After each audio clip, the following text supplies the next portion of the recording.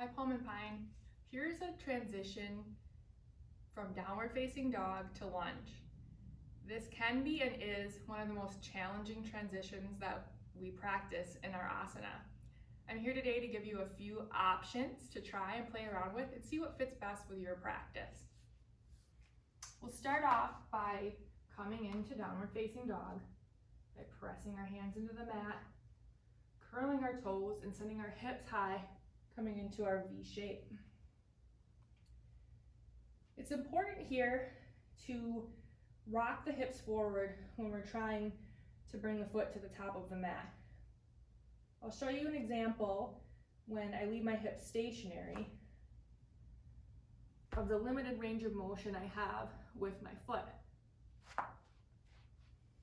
By simply shifting my hips forward, it allows me a little bit more range of motion to bring my foot forward.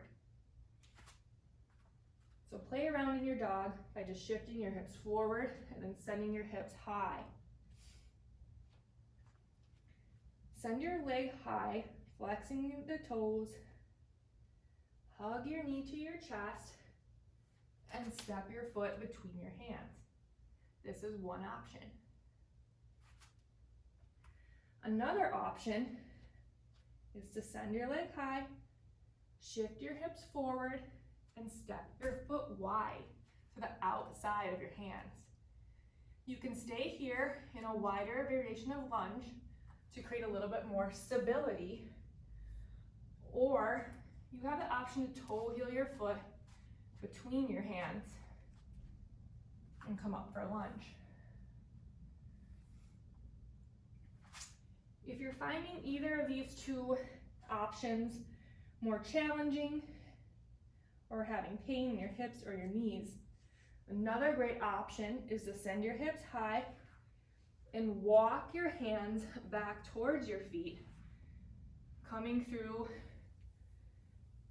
and stepping forward into a lunge. Do whatever option works well in your body. And remember, make the asana work for you and let go of any attachment you might have of how you think something is supposed to look.